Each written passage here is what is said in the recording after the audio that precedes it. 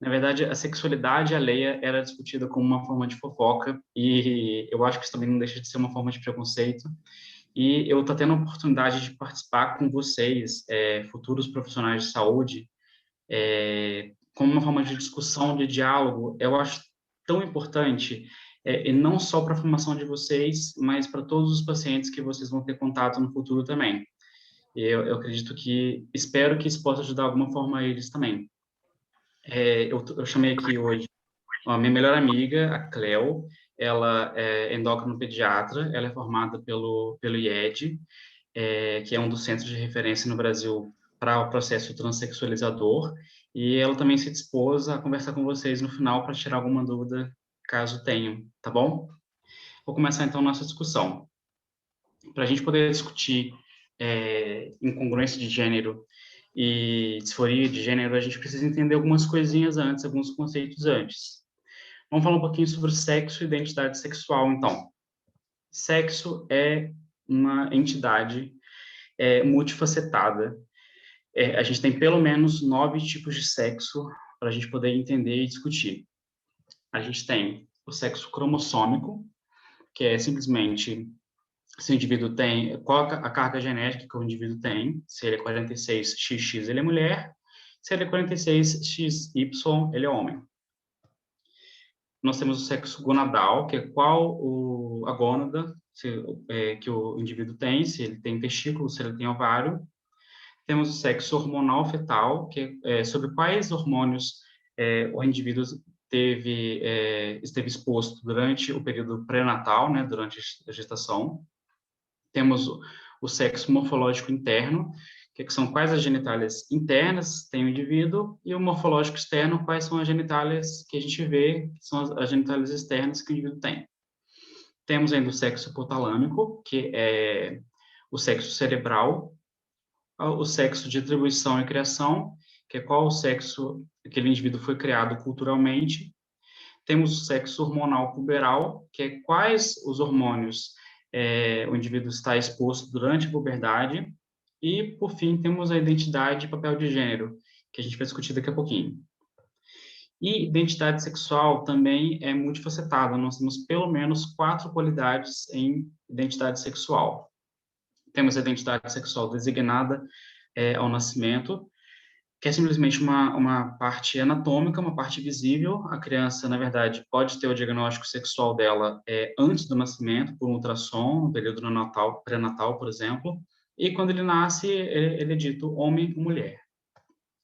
Temos a identidade sexual, a identidade de gênero, que é uma coisa subjetiva, que é como o indivíduo se enxerga, como ele se vê. Temos a expressão de gênero, que pode não ser a mesma coisa da identidade de gênero, a gente vai falar um pouquinho disso. E, por fim, temos a orientação sexual, que é só a qualidade do indivíduo se atrair emotiva e sexualmente por outra pessoa. Quanta coisa, né? Vocês devem estar super confusos, quanta informação, quanta coisa diferente, meu Deus, quantos termos que eu nunca ouvi falar. Muitos de vocês talvez não tenham tido contato com esses termos ainda, mas a intenção aqui é dar um pouquinho de desconforto mesmo, para a gente poder buscar entender, buscar compreender um pouco mais sobre essa terminologia toda. Porque eu acredito de verdade que um mundo mais informado é um mundo mais justo. Então, quando a gente consegue compreender quando a gente consegue compreender outra pessoa, a gente consegue ser mais justa com ela. Então, é por isso que eu vou trazer para vocês aqui, vou mastigar um pouquinho mais alguns desses termos, para a gente poder ter mais contato com eles, antes da gente começar a nossa discussão. Então, o que é o gênero? Gênero é diferente de sexo. Gênero é diferente do sexo biológico, tá?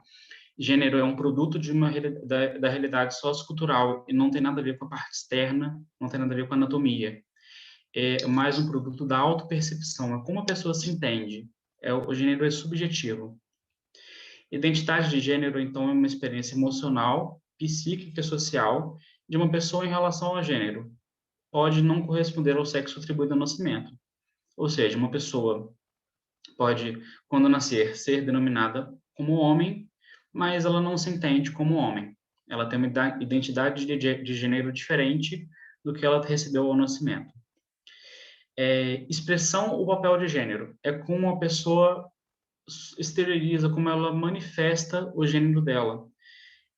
São os maneirismos, a forma de vestir de uma pessoa, o aspecto físico, e também não necessariamente se correlaciona ao sexo e identidade de gênero de alguém. A pessoa pode é, ter recebido o gênero masculino ao nascimento, ter um sexo biológico masculino, ou seja, o sexo biológico masculino pode ter uma identidade de gênero masculino, ele se entender como homem, mas pode ter trejeitos mais efeminados ou usar roupas que culturalmente são femininas. Isso é o papel de gênero, a expressão de gênero.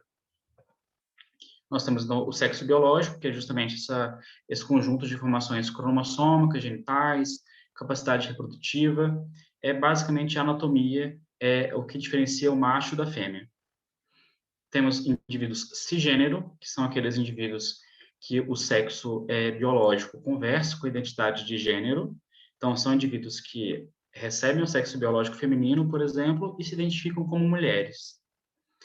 E temos os indivíduos transgênero, que têm uma identidade de gênero, eles se entendem como um gênero diferente daquele gênero que eles receberam no nascimento. E, por fim, orientação sexual, que não está ligado a gênero ou a sexo biológico. É só a capacidade individual do indivíduo sentir atração emocional, afetiva ou sexual por um indivíduo de gêneros diferentes. De gêneros diferentes, o mesmo gênero ou mais de um gênero. Então, é só a capacidade da pessoa sentir atração por outra pessoa. Então, vamos dar uma finalizada na nossa mastigada, vamos dar alguns exemplos para vocês. Vocês poderem entender um pouquinho como é enorme esse assunto, como é muito amplo, como é complexo, mas eu trouxe para vocês aqui alguns exemplos mais simples, mais mastigados. A ABC nasceu com sexo biológico feminino, ou seja, a carga genética dela é 46XX, ela tem uma vagina, tem úteros e ovários. A BC se identifica com o gênero feminino. Então, além do sexo biológico feminino, a BC também se identifica com o gênero feminino. E a BC sente atração afetiva sexual pelo gênero masculino. Então, a BC é uma mulher, né, porque ela se identifica com o gênero feminino. A BC é cisgênero, porque ela se identifica com o gênero feminino e esse gênero corresponde ao sexo biológico dela. E a BC é heterossexual, porque ela tem uma atração afetiva sexual pelo gênero masculino. DF nasceu com sexo biológico feminino também. Ela tem o cromossomo 46XX, tem uma vagina, tem úteros e ovários. Porém, DF se identifica com o gênero masculino. Então, o gênero, né, a subjetividade dele, no caso, não corresponde ao sexo biológico. E DF sente atração afetiva sexual pelo gênero feminino. Ou seja, DF é um homem, porque ele se identifica como homem, o gênero dele é masculino. Transgênero, porque a identidade sexual dele é diferente do sexo biológico. E ele é heterossexual, porque ele é um homem que se atrai pelo sexo oposto, pelo gênero feminino. E, por fim, GIH nasceu com sexo biológico masculino, ou seja, nasceu com cromossomo 46XY, tem pênis e testículo, se identifica como gênero feminino, mas sente atração afetiva sexual pelo gênero feminino. Então, GIH é uma mulher, ela se identifica como uma mulher, transgênero, porque é diferente do sexo biológico da identificação sexual dela, e ela é lésbica, porque ela é uma mulher que se atrai por outras mulheres. Ou seja, muitas vezes os pais, principalmente os acompanhantes, os leigos, eles linkam automaticamente a orientação sexual com a identidade de gênero. Então, não é porque um homem biológico tem uma identidade sexual diferente, né, uma identidade de gênero diferente, que ele é uma mulher, ele se sente uma mulher, não necessariamente ele vai ser gay, ele vai gostar de homens, não vai ser hétero, no caso, né? Então, a identidade de gênero é diferente de orientação sexual. Isso é uma coisa muito importante a gente explicar para os leigos e para quem precisa ouvir, né? Então, o que é incongruência de gênero? Vamos começar a nossa discussão. Incongruência de gênero, bom, na maioria dos indivíduos a gente tem o gênero, a identidade de gênero conversando com o sexo biológico. Então, são pessoas que receberam um determinado gênero ao nascimento e se entendem como aquele gênero durante a vida. Porém, em indivíduos com incongruência de gênero, o sexo biológico é diferente da identidade de gênero. Então, são indivíduos que não se entendem como aquele sexo que eles tiveram atribuição ao nascimento. E o que é disforia de gênero?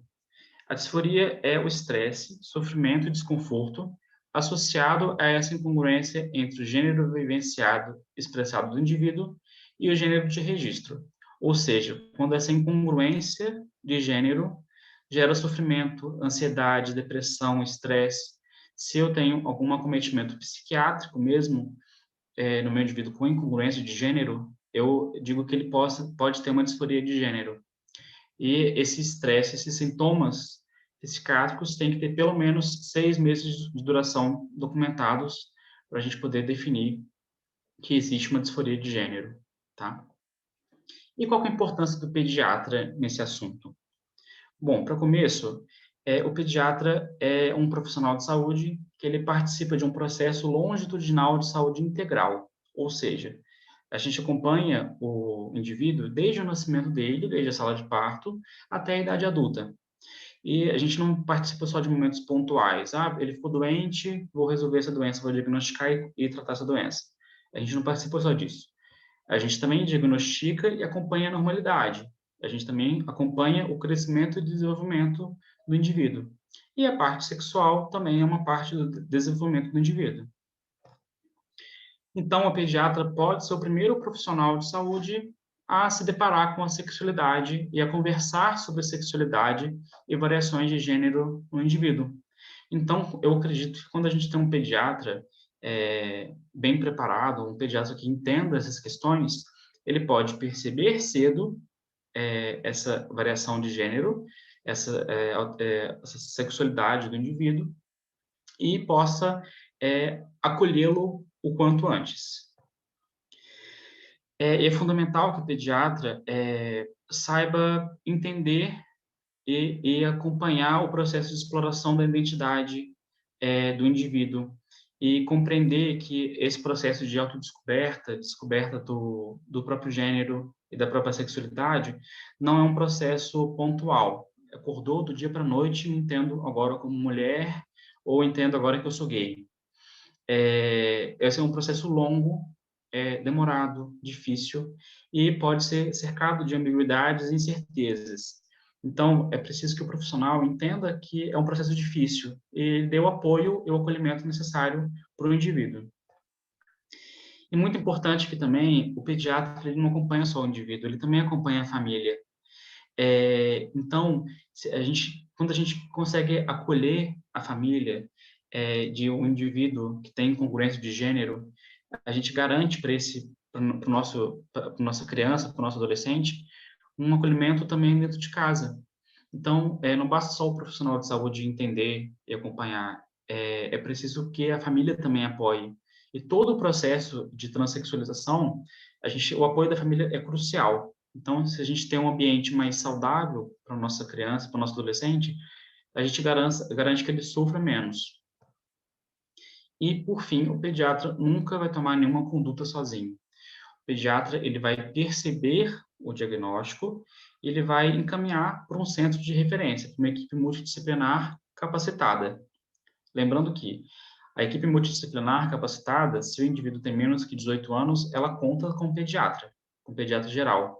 Então, é uma conversa multidisciplinar mesmo.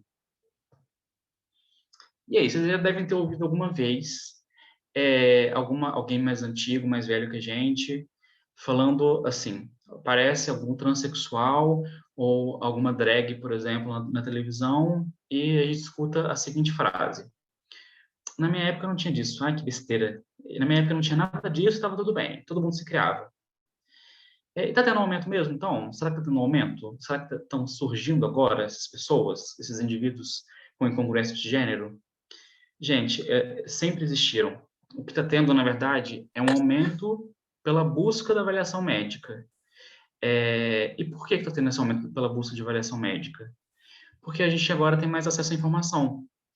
A nossa geração tem mais informação disponível. Então, a pessoa não sofre sozinha mais, ela se informa, ela entende o que está acontecendo com ela. Antes, ela só era oprimida, mas eles sempre existiram e sempre vão existir. A gente também tem maior exposição à mídia, né? Indivíduos transexuais e de outros, ou qualquer que seja o gênero, estão aparecendo mais na mídia, então as pessoas estão sabendo mais que isso existe, e existe mais diálogo entre pais e filhos atualmente do que existia nas outras gerações. Então, tudo isso possibilita que o indivíduo com incongruência de gênero busque mais ajuda e seja mais ajudado, por conseguinte. E a pergunta, é doença? A incongruência de gênero é uma doença? A não conformidade de gênero por si só não é doença, não é patológica, tá? Mas a disforia de gênero, sim. O sofrimento, a condição psiquiátrica que essa incongruência de gênero provoca no indivíduo, isso sim é uma doença, isso sim merece ser tratado. E a gente está tendo alguma evolução bastante importante. Eu vou citá-las aqui agora, parece que são coisas pequenas, mas faz muita diferença quando a gente lida em nível individual. A gente tem o CID-10, talvez muitos de vocês ainda não conheçam, vocês ainda vão ter contato com o CID-10, que é o Código Internacional de Doenças. E o CID-10, que vai cair em desuso aqui em 1º de janeiro de 2022, ele identifica a incongruência de gênero como um transtorno de identidade de gênero. Percebam que a palavra transtorno ela é negativa, ela patologiza uma condição. E a partir do CID-11, que vai entrar em vigor em 1º de janeiro de 2022, a gente vai ter incongruência de gênero com uma condição relacionada à saúde sexual. Isso é muito importante, a gente perceber que esses indivíduos não são doentes, que não existe nada patológico nisso. Eles têm uma condição que é diferente, só isso. Do mesmo jeito, a psiquiatria também tem um guia, que é um manual de doenças psiquiátricas, que é o DSM. O DSM-4, que caiu em desuso em 2013, ele também nomeava como um transtorno de identidade de gênero. Já o DSM-5, que entrou em vigor em 2013, ele compreende que é uma disforia de gênero, ou seja, a incongruência de gênero gerando doença, né?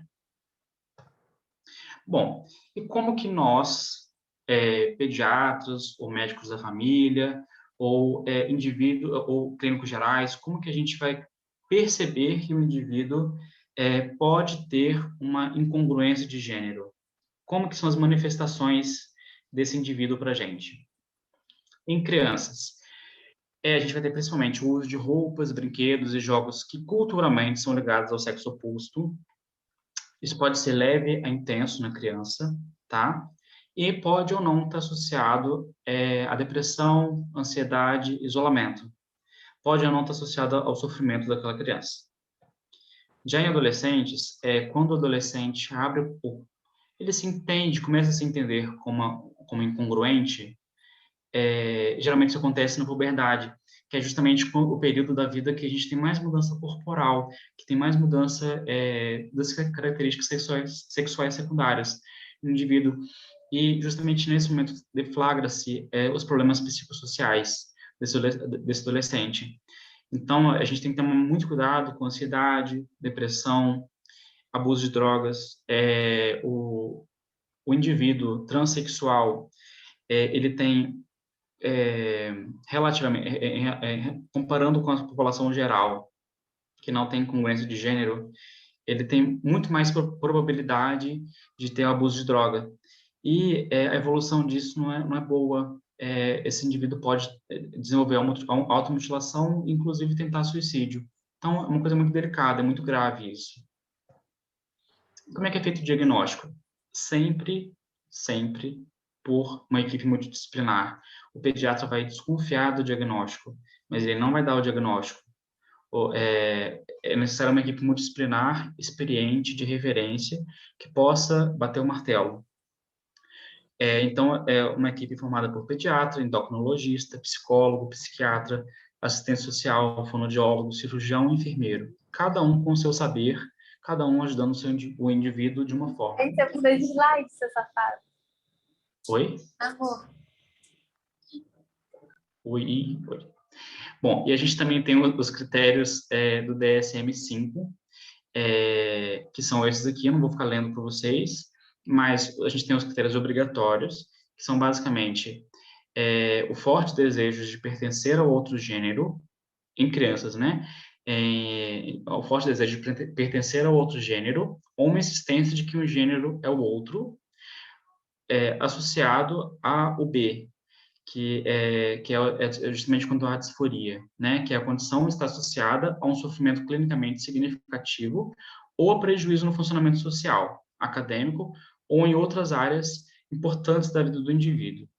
Eu tenho que ter pelo menos 6 critérios dos 8 que estão aqui expostos, mais a letra B, para eu poder definir que existe uma disforia de gênero.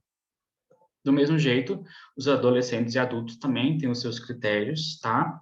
E nos adultos eu tenho que ter pelo menos 2 dos 6 critérios, associados também à disforia, para eu poder documentar que esse indivíduo tem disforia de gênero. Bom, diante de um diagnóstico de disforia, então, diante de um indivíduo que está sofrendo com uma condição que ele tem, eu posso propor tratamentos para esse indivíduo. Porém, é importante a gente saber que nem toda criança e adolescente precisa mudar de gênero, e nem todo mundo precisa de intervenção médica prematura. Eu ter uma incongruência de gênero não significa que eu tenho um sofrimento nessa condição. Então, nem todo mundo vai precisar mudar de gênero, mas uma grande parcela sim. E muitas vezes a psicoterapia e a psiquiatria conseguem adiar esse momento de mudança de gênero, conseguem manter o paciente bem, o paciente estável, sem que seja necessário nenhuma intervenção médica precoce. Sempre, repetindo isso, sempre o tratamento é feito por uma equipe multidisciplinar em centro de referência. É muito importante acolher o indivíduo de uma forma empática, individualizada, tá? Cada um tem a sua história, cada um tem as suas vantagens, cada um se entende de um jeito. E a gente tem que entender isso. E a gente tem como possibilidade tanto terapias hormonais quanto terapias cirúrgicas, que também são realizadas em centros de referência. Tem indicações precisas, justamente porque essas terapias decorrem com problemas sociais importantes e têm efeitos colaterais que podem ser graves. Então, por isso que tem que ter especialista junto. Mas o bom é que existe uma taxa de satisfação altíssima. Os estudos mostram que mais ou menos 87% das mulheres trans e 97% dos homens trans demonstram ser satisfeitos depois do processo de transição. E a taxa de insatisfação é relativamente pequena. Apenas 1 a 1,5% das mulheres trans ficam insatisfeitas depois da transição e 1% dos homens trans ficam insatisfeitos. Bom, tratamento psicoterápico, acompanhamento psicológico antes e depois da transição. O tratamento endocrinológico é diferente em cada etapa da vida, porque os nossos fenômenos puberais, endocrinológicos, são diferentes em cada etapa da vida. E as intervenções se dividem em reversíveis, parcialmente reversíveis e irreversíveis. O objetivo aqui não é gerar nenhum especialista, o objetivo aqui não é saber dose, saber quando fazer, como fazer, não é nossa intenção aqui na discussão. Vou dar uma pincelada para vocês sobre cada uma dessas intervenções. Mas antes, eu só quero revisar com vocês, porque muitos de vocês aqui ainda não tiveram isso na faculdade, que a gente tem os estágios de Tanner. O que são os estágios de Tanner? Os estágios de Tanner são uma forma de quantificar e qualificar em que momento da puberdade o nosso indivíduo está, o nosso indivíduo se encontra. Então, em mulheres e meninas, a gente vai avaliar pelo exame físico, tudo isso, né, pelo exame físico. A gente vai avaliar o tamanho das mamas e a qualidade dos pelos. E em meninos, o tamanho da genitália, né, o tamanho do pênis e do testículo, e a qualidade dos pelos também. A gente vai estratificar em que momento da puberdade esse indivíduo se encontra. Então, beleza.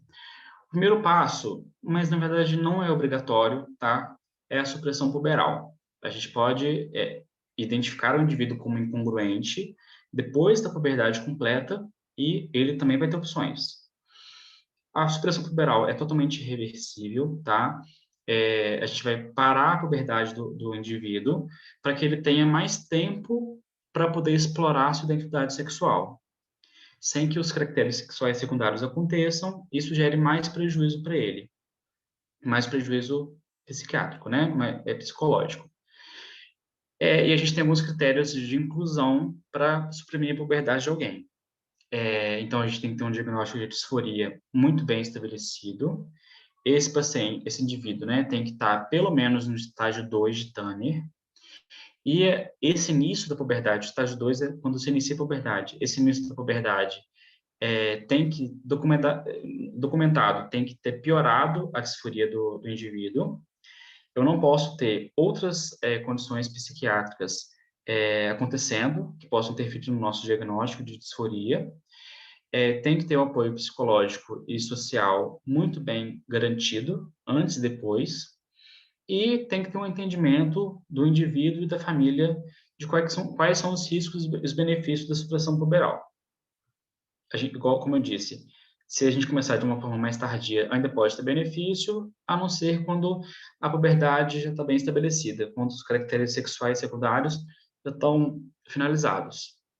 E o tempo todo a gente tem que estar informando o paciente sobre o que está acontecendo, para que ele entenda o que está acontecendo, para que a gente consiga progredir para um próximo estágio de intervenção médica.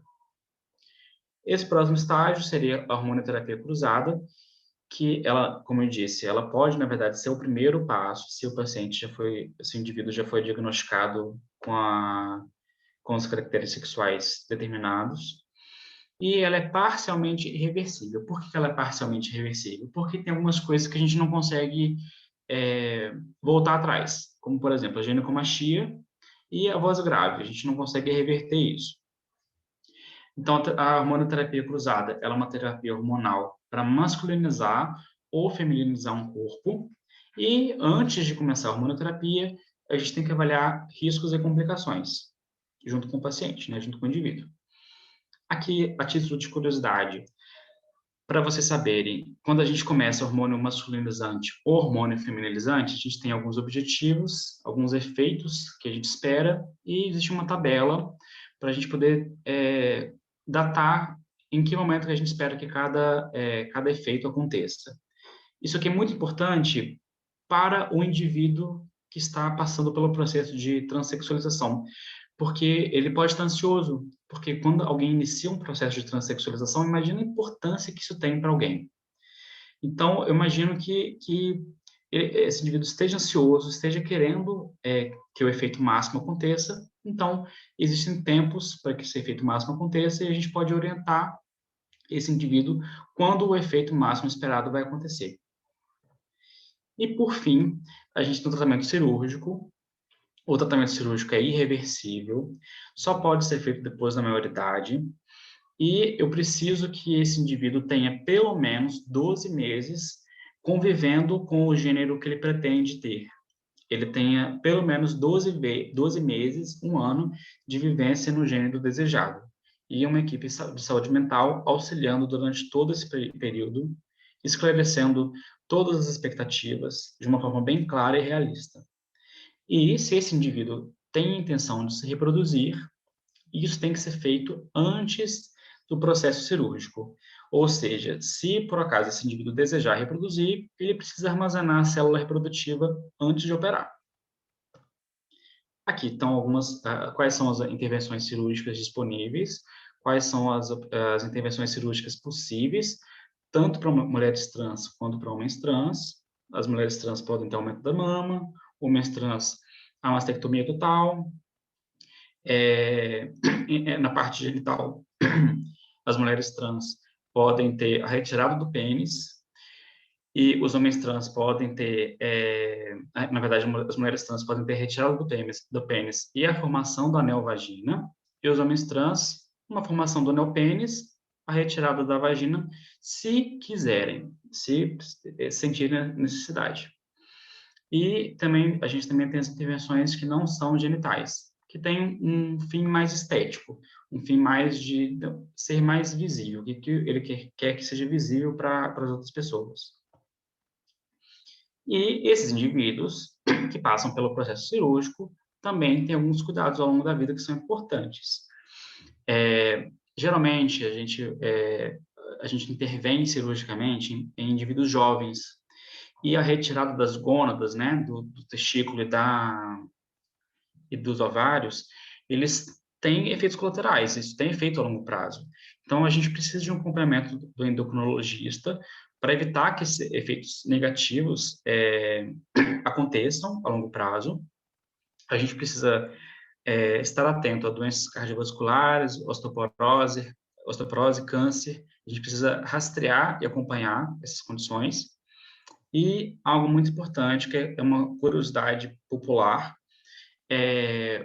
homens trans, mesmo aqueles que retiraram a vagina, mas principalmente aqueles que não retiraram a vagina, precisam realizar acompanhamento ginecológico.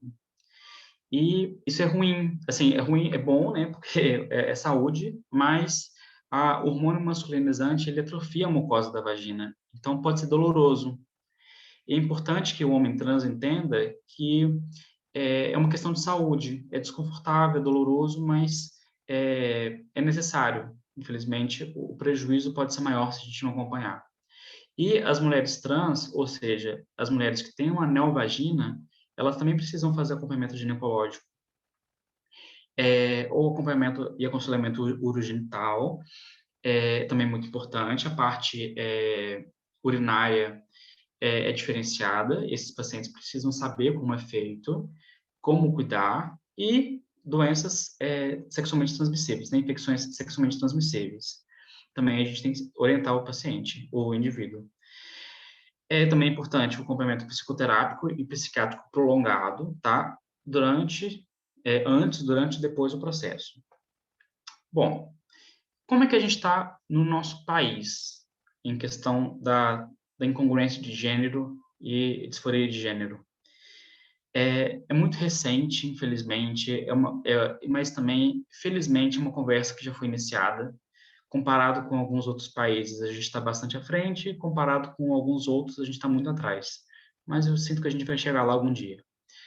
Em 97, o CFM, né? Ou seja, o Conselho Federal de Medicina, nosso órgão maior de medicina, regulamentou a incongruência e disforia de gênero, ou seja, abriu porta para um diálogo nacional. Em 2008 e em 2013, a gente teve duas portarias instituindo no SUS o processo transexualizador, ou seja, o SUS, além de tudo que ele já faz, ele ainda garante um atendimento integral à pessoa trans. Ou seja, tudo que o indivíduo trans precise, o SUS garante, tá? Justamente por causa dessas duas portarias.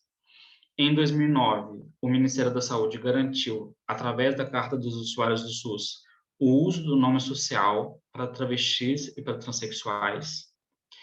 Em 2013, o CFM lançou mais um parecer permitindo o bloqueio puberal e hormonoterapia cruzada. E ano passado, muito recente, né, a gente teve uma resolução do Ministério da Saúde e do SUS, justamente se referindo ao cuidado específico à pessoa com incongruência de gênero e transgênero. Gente, é uma coisa muito bonito de ler. Assim, é muito especial saber que esses indivíduos estão sendo cuidados assim com tantos detalhes, assim, sabe? Justamente uma garantia. Essa resolução garante cada detalhe do processo de transexualização do indivíduo. Mas, infelizmente, o Brasil é o país que mais mata transexuais no mundo. Em 2020, só em 2020, no ano passado, foram 175 assassinatos por crime de ódio, ou seja, uma morte a cada 2 dias. Todas as vítimas eram travestis ou transexuais, a sua maioria pobre, negra, e trabalhava como prostituta de rua. Então, população bem específica, e não tem como falar que não é crime de ódio isso. Mas, infelizmente, a gente ainda não tem dado o suficiente, ou seja, existe uma subnotificação. É uma população muito marginalizada, então, muitas vezes, são populações que sofrem crime de ódio, mas não há notificação o suficiente ainda. Então, a gente, na verdade, esse número pode estar subestimado, tá? Bom, concluindo, então, nosso papo aqui de hoje. Incongruência ninguém escolhe ter, não é um ato de vontade pessoal. A gente precisa orientar e treinar as nossas equipes de saúde, os nossos profissionais de saúde, para realizar um acolhimento dos indivíduos com incongruência de gênero. Quando o profissional de saúde tem uma reação negativa, isso vai gerar uma diminuição pela procura do serviço de saúde. Ou seja, isso não vai ajudar e vai atrapalhar muito o indivíduo com disforia de gênero, porque ele vai procurar intervenções que não são regulamentadas. Por exemplo, a injeção de silicone industrial para poder feminilizar o corpo, ou o uso de hormônios que não são prescritos por endocrinologista para poder tentar alterar o gênero, e isso pode ter efeitos colaterais gravíssimos, inclusive a morte, em curto, médio e longo prazo. E qual que é a intenção da gente dar o diagnóstico aqui? De ter um CID, de ter um DSM-5? A intenção não é para patologizar a condição, e sim para facilitar a vida das crianças e dos adolescentes. A intenção aqui da gente falar em diagnóstico, falar em código, é justamente dar a oportunidade desse indivíduo melhorar, poder mudar, parar de sofrer. E, por fim, essa frase aqui que mexeu muito comigo quando eu li. É importante preservar a dimensão da singularidade do caso, sem tentar apagar a subjetividade com classificações e protocolos. Ou seja, por mais que a gente esteja falando aqui de listas de critérios, de quanto fazer, como fazer, quem que vai fazer, a gente não pode ignorar que tem um indivíduo na nossa frente e que a gente precisa escutar o que que ele precisa e não o que que os protocolos estão mandando. Então a gente tem que, ele é protagonista da mudança e a gente só está ali para ajudar ele. É isso, gente. Se tem alguma dúvida, querem perguntar alguma coisa, espero que tenha sido legal.